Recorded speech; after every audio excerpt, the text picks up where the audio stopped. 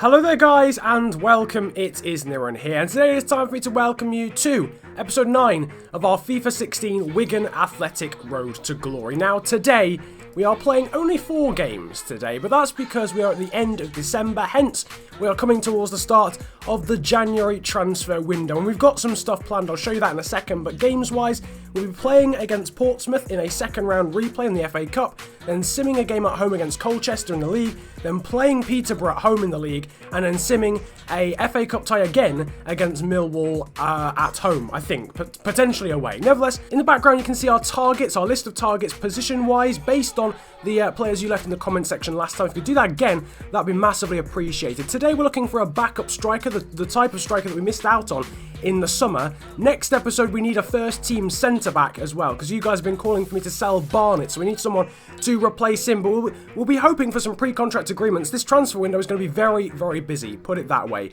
Nevertheless, it is now time to get into the first game of today's episode at home against Portsmouth. Last time we drew against them 1-1, they scored through Roberts, but thankfully Michael Jacobs saved the game for us, and it's now gone to a replay that comes back to the DW Stadium after the first leg, if you like. The first tie was held at Fratton Park. Obviously, if we draw again today, it goes to extra time and penalty. But here you can see the squad in the background.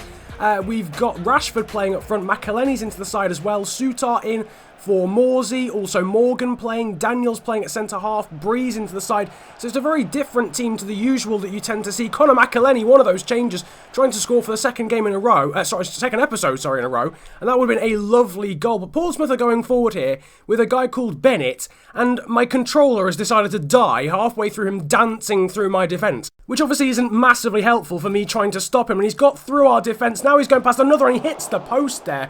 Not great defending, but not really helped by my controller, not really cooperating. And Portsmouth are actually playing very well. Smith there, their main striker, hitting the side netting in the 32nd minute. We need to get back in this game. Reece James has managed to find Max Power, who sees Michael Jacobs running through the centre. Can he finish it off? Yes, he can. And Michael Jacobs gives us the lead fairly undeservingly. It's a sucker punch for Portsmouth. It's against the run of play. They've been by far the more threatening team, but we go through, and for once in a career mode on this game, we are actually clinical. Michael Jacobs with a lovely finish past the Portsmouth goalkeeper. Now into the 71st minute, Conor McElhenney with a lovely turn, but it's easily saved by Murphy in the Portsmouth goal. That was some lovely movement though from the winger, who's playing very well at the moment, it has to be said. Maybe he'll be forcing himself into the starting 11, and Max Power trying to do likewise and hitting the crossbar there just afterwards with that long shot. We're now looking very threatening indeed. Portsmouth are being dominated now into the second half. Will Grigg's going forward here as well. He's come off the bench for Rashford, who's been very quiet in this game, and Will Grigg proves to Rashford what he should have done during this game,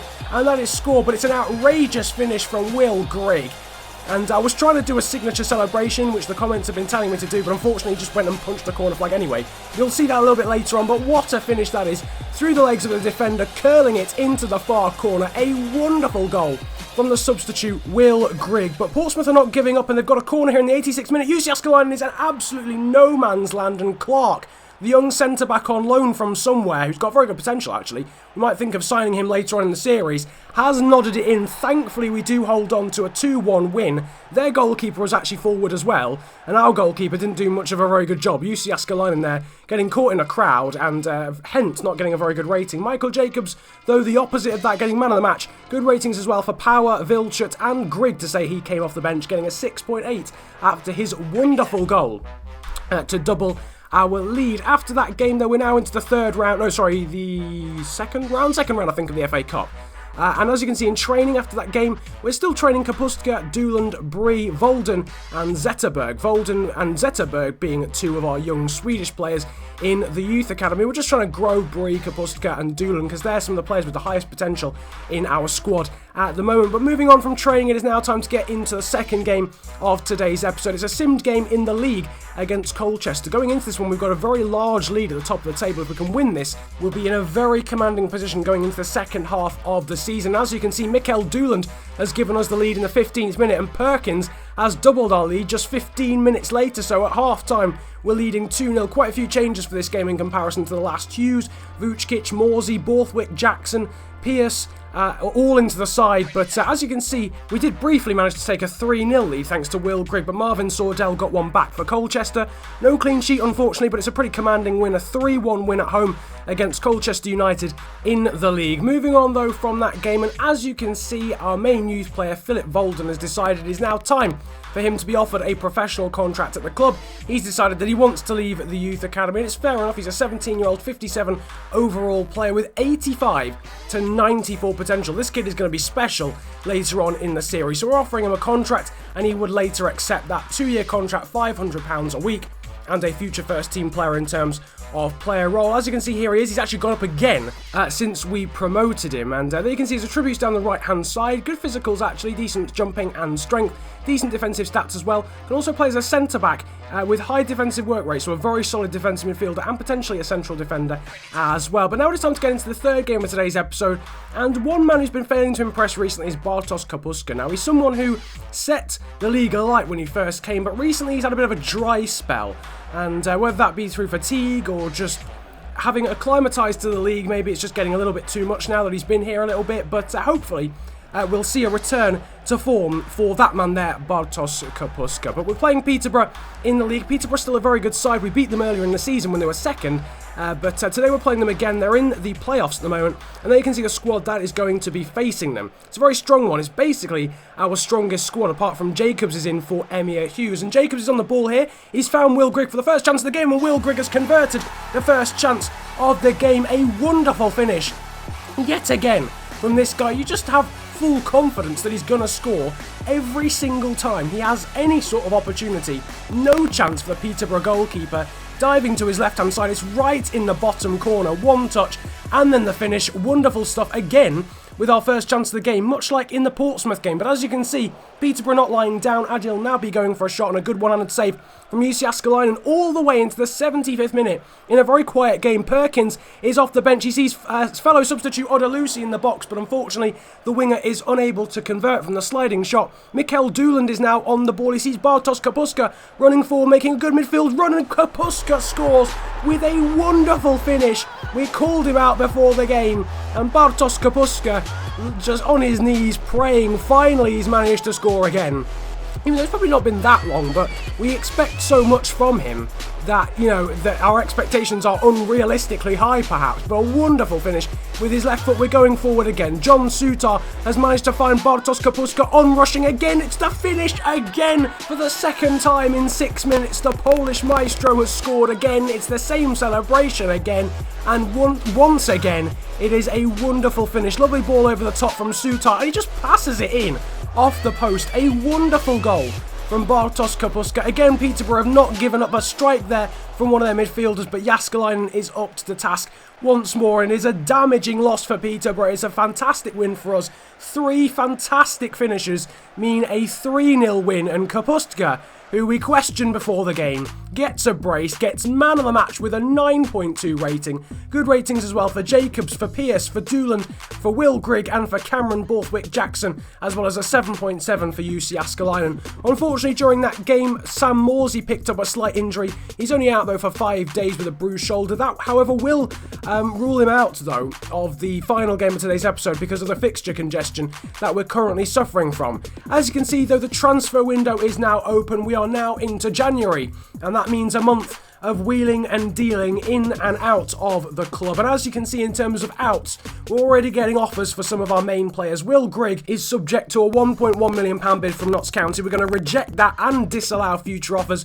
There's no point the AI wasting their time. We're not going to sell him or Mikael Doolan, despite that £1.9 million bid from Montpellier. And now you can see again, once again, just refreshing your memory in terms of the players, the types of players we're looking for: a backup striker, a free kick specialist, a goalkeeper because we need to plan ahead for UC Askelainen's retirement, another centre-back to replace the outgoing Barnett that you guys have decided you want me to sell him, players whose contracts are expiring, and also a full-back to replace the players that are going back on loan. But first of all, we're going to be looking at a backup striker, and you guys suggested quite a few, the first of which is FC Vaduz striker Mauro Caballero, even. Not Caballo, Caballero. We've also got Fleetwood Town striker Devante Cole. We've got Oxford United striker Kemar Roof, who's destroying things in real life. He'd be a lovely signing. And also Aldo King Kalulu from Lyon, the 63 overall 19-year-old striker. He's certainly one for the future, but Kemar Roof and Devante Cole, especially Caballero as well, are perhaps players who would come in and make an instant impact now. Unfortunately, it doesn't look as if we'll be signing Caballero because they want £2 million for him. And Fleetwood Town have also decided they don't want to sell Devante Cole. Leon also the same, because apparently he's recently joined, which he hasn't. That's complete baloney. But we're going to go ahead and make bids anyway for Devante Cole, for Kemar Roof, and also for Aldo Kalulu, because unfortunately Caballero just is not within our price range, even when we offer players in return. You can see here that we're offering 200k plus Davies here for Devante Cole, and Davies is a striker, 65 overall, we've not used ever. We're not going to use. He's like 29. It's pointless him even being here.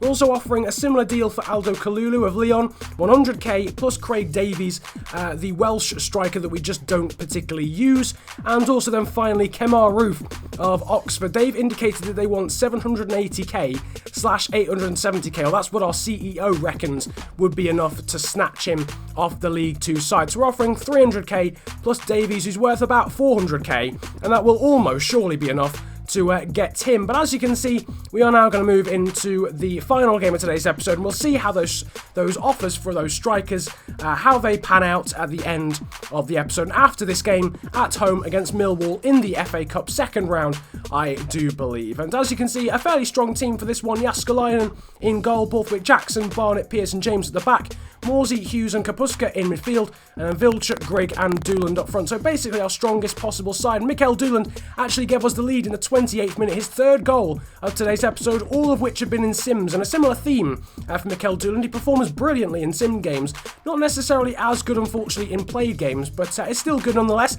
And Dooland has scored once again in the 78th minute. Some decent substitutions, nice to see Jacob Soutart and the youngster Rashford coming off the bench, but we do win the game 2-1. Webster got a consolation back just 2 minutes after Dooland got his second of the game, and we win and progress now to the third round of the FA Cup after that 2-1 win against Millwall. But now, to end the episode, it's time to focus on some transfer activities, and Leon have rejected our offer for Kalulu because they're not interested in the player that we offered. Oxford, however, are. They just want more money to go along with it. But Fleetwood Town have categorically rejected us, saying that Devante Cole still is not available because he recently signed for them, even though he signed for them in the summer, not in January. Nevertheless, that leaves us with two now. Caballero and Cole are out of the question, so now it's time to focus on Roof and Kalulu, offering 600k plus Davies for the Oxford United striker, 66 overall, 23 years of age, but that is rejected, so we're going to have to go ahead and make a new offer. They've indicated they want £1.1 million as a total,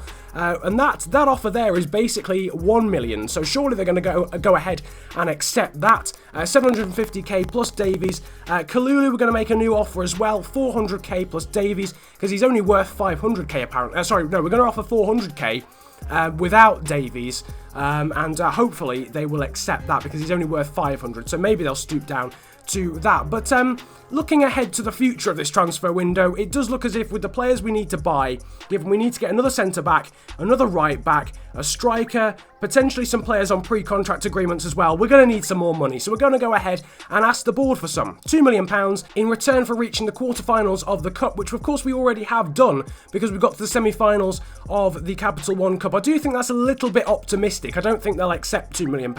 If they did, that would be fantastic, and we'd very much be able to get all the players we need to get.